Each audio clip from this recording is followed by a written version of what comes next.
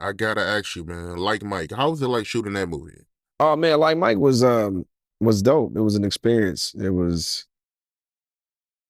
the first film, real movie that I ever did. I remember John Schultz, the director, came to Columbus, Ohio, and hollered at me about the opportunity, that 20th Century Fox was doing this basketball movie. And he met me in a basketball gym in Ohio, and me and the director of the movie talking. And like I said, bro, listen, I don't see people don't know that I am a like, how can I explain this? At that time, when you telling me a movie, I'm thinking baller blocking. I'm thinking I got the hookup, like Hot Boys. Like this is shit that we grew up watching. Like so, when you telling me a movie, this is as far as my brain is going. I'm thinking we about to do, a quick little, straight to DVD type shit. That was my vision of a movie. Man, they shipped my ass to LA. Saw about 45 to 50 semi trucks, lights, cameras. We rented out the Inglewood Forum. That's where we shot it at. I'm like, what the fuck is going on? Like, this is like an AMC movie, or is it like the movies that I like to watch? So my whole time I'm thinking, so I didn't know nothing, bro. I didn't know how to act. I walked on there as a 14-year-old kid, bro, just green. Like I didn't know, I remember taking my whole script down to set. And when I stepped onto the floor of the forum, I remember someone telling me on set that we're not gonna finish the whole movie today. I thought that we shoot the whole movie in a day. You got to think the only time I've been in front of the camera was when we shoot music videos. And back then it was a 2-day shoot. Now you can shoot a video in 4 hours and it looks like you shot it for 3 days. So it messed me up. I'm like, wait a minute, so I don't have to learn the whole entire thing right now? They go, no, we break it down by scene. Each day, there's a schedule. You might have 4 scenes a day. Those are the scenes you study. I'm like, oh shit, but I had to memorize this whole book because I thought we was gonna shoot the whole thing today. So that's how thrown off I was, bro. I never had an acting coach, no nothing. But like Mike, definitely, without like Mike, I wouldn't be who I am today without like Mike. Because like Mike crossed me over to a whole nother world, to the point to where people around my age don't know that that's Curtis Blow's record. That's not Bow Wow's record. Like, like people think basketball is I invented that record. And I would be a fool to take that credit from Curtis Blow. I remember the last time I seen Curtis Blow was not too long ago, maybe like 3 years ago in the Minnesota airport. And we stopped, chatted up real quick, and we kept going our separate ways. And the whole time in my mind, I'm like, yo, it's crazy. When I do that record, yo, like, like I gotta go perform at the Laker game, the Clipper game at halftime. Like, that's the fucking song it's the theme of the fucking sport. You're like, there's no other basketball song. That's it. You know what I mean? So, um, having the video, the record, and then to have Pharrell bless me with the record Take You Home, and we put that on the soundtrack. The Like Mike soundtrack goes gold. The Magic Shoes, the Little Boy, the Orphan, like so many, it was so relatable. The NBA players, little boys that love basketball like I did, that wish that they could play basketball with their favorite superstars and their heroes. It was the dopest experience ever, man, and it just changed my career, it changed my life. That's why I wish, that's why I got this made. Shout out to Jason in Beverly Hills. Like, you know what I mean? The best jewel in LA, the number 3, the Calvin number 3. Like, this shit was like monumental to me. You know what I'm saying? So like Mike, I hold that movie dearly to me, just like a lot of people do. Just as much as the world holds it close to them, as like it's a part of their childhood, bro, trust me, it's just as close to my heart as it is theirs. Yeah, if they were smart, man, they'll make a like Mike edition for the retro ones if they were smart. But It's gonna come. It's gonna come. Like I said, within time. I don't know if the movie. I'm not about to age myself because I ain't gonna do that. I'm about to say maybe we gotta wait till like that 25-year anniversary. Like you watch the Martin Show, they all come back on their 25th year or it's like the 40th year. That's always been a thing of mine for me. Brenda Song and Jonathan Lipnicki and the whole gang to just come back together, us sit on the couch doing an interview, and that would be something that I would love to. We will eventually do that, but that would be. Remember, I was talking about timing. That would be when I'm like, yo, Nike, hey, yo, let's drop the Like Mike Blaze. Let's reach out and let's get it going. And actually, we're about to actually get something cracking with Mitchell and Ness soon too. We got some coming up with Mitchell and Ness, because everybody knows how big I was with the jerseys. And I'm like, if anybody should have the real Like Mike jersey and we bought it, should be Mitchell and Ness. And what a lot of people don't know is I actually shot Like Mike in Philly as well. So Philly, the city of Philadelphia plays a monumental part of Like Mike. You know, we shot half of the movie in LA at the Inglewood Forum, then we shot some at the Spectrum where Dr. Dre and Charles Barkley, Moses Malone, Mo Cheek, some of the best Sixer players of all time played at before they demolition the building. And you know, so looking forward like a Like Mike, Calvin Cambridge type of collab with Mitchell and Ness here in the future.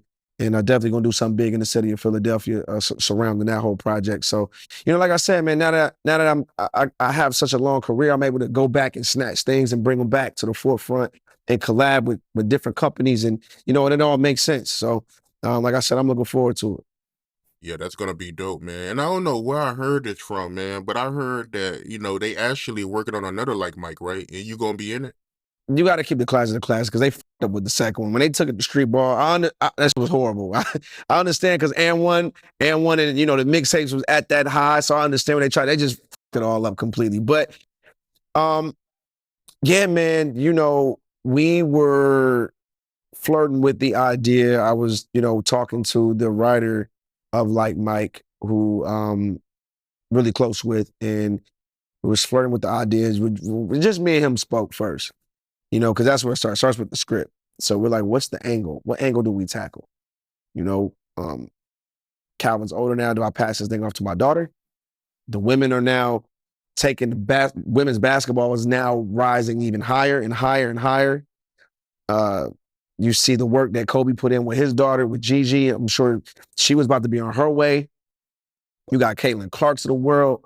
You got, you know what I mean, just so many, you know, Angel Reese, you know, you look in the league now, I mean, we got a first female going up against a male in a 3-point contest. You know what I mean? Like shit is starting to, the women, they're here, they have arrived, you know, and what angle do we tackle? Do I pass it off to Shy? Or, you know, we had an idea where we was going to call it like Kobe, you know, and then so many ideas was getting thrown around, bro. Like you wouldn't even understand, like, to the point where like, yo, if it's not going to be right, then let's not do it at all. And for me, I'm very big on, you know, messing with classics. If we would have did it, we should have did it a long time ago. So, you know, it'll have to be a different angle now. And, you know, I don't know. You know, it can still possibly happen. I think Lottery Ticket 2, though. Lottery Ticket 2 is a thing. Now that's a thing. And I ain't told nobody about that. Lottery Ticket 2 is a thing. You know, Eric White, the director, reached out to me. Cube, if you see this with any of these cameras, Cube, I've been hitting you, bro. I don't know if it's the numbers the same, but when you watch this, or anybody from your camp watch this, get in contact with your nephew. I need to holler at you. You know, we got to sit down and talk about how we can make this thing happen and get the rights, and how can we, you know, make this thing pop. But I'm down. Me and Brandon T. Jackson is gonna start with us, and of course we're gonna bring the gang back together. But Lottery Ticket 2 is a thing. Lottery Ticket 2 is a thing. We that could happen way before like Mike. Like we're in talks. Like that's a serious thing. That's a serious thing. That's gonna be dope, man. The first movie was real good, man. And you and Brandon T. Jackson, y'all squash y'all issues, right? Yeah, we cool. We spoke at this past BT Awards. We spoke. I was hosting the House of BT for the whole weekend out there for BT, and he came and he called me right before I was walking the stage to perform with Snoop, and we chopped it up. And I was like, bro, come on, man. Like, this is the Brandon T. Jackson I know. Like, you know what I mean? I apologize if you took my words, you know, to heart. You know where I'm coming from it. And I know where you coming from. And he's like, yo, let's get down. We gonna do this thing or what? I'm like, let's go. If you Brandon T. Jackson, that we all know, yeah, nigga, don't be on your crazy shit. He said, nigga, I'm back. And I said, well, if you back, let's go. And then, you know, I spoke to Eric White. Eric hit me and said, listen, man, you know, you the star of the movie. How you feel about us bringing Brandon? And I said, listen, even if me and Brandon T. Jackson wasn't getting along, nobody can replace Brandon in this movie. He still got to do the movie, regardless. You know what I mean? Because I'm always thinking about the fans and the people. Where's Benny? Where the fuck is Benny? Didn't we do that when the second Friday came out? Man, where the fuck is Smokey? Who was Day Day? We had to get introduced to Day Day. And you like, still when we first watched, it's like, he cool. but nigga, we're smoky. You know what I'm saying? So it's like I never want that to occur in my movie. So it's like, regardless of what we going through in real life, man, shrug that shit to the side. Nigga, Kobe and Shaq put that shit aside and went and got some rings. They shut that shit aside and gonna make this movie. And we gonna come up out of that situation. We ain't even worried about that. So there's no way I would do Lottery Ticket without Brandon T. Jackson. It just wouldn't happen. You know what I mean? That's my dance partner for that movie. The chemistry with us, the chemistry we had in the roll bounce together. That's where it started from. And then we took it to Lottery Ticket, and we want to just keep building that brand, man. Lottery Ticket is today's generation, these new kids. So like my daughter and the cats that's 19 now or 20 years old or 24 years old now, that's their Friday. You know what I mean? My daughter don't watch Friday. That's her Friday. That's why, and we able to say that, y'all, because Cube is involved and it's a Cube Vision production. All right, so if Cube say this is the younger generation's Friday, and he approved that, because that's how the trailer was. The trailer was like, this is the new generation's Friday. I'm like, well, all right, now we got to bring it if we want to carry that, carry that energy. But I'm excited, man. Lottery Ticket 2 is a thing. I'm very excited. I'm actually currently writing my first script right now, which is like 95% complete. I can't tell you about that one, but it's another a character that I've played that people have loved forever. And it's I don't want to go too close because cats will start guessing it. But I'm actually writing a TV show right now for a big, big, big name studio. So if you can if you can think how I'm thinking, I'm sure you can guess it in your head. But it's a lot of shit, man. A lot of shit is going on, man. I'm excited.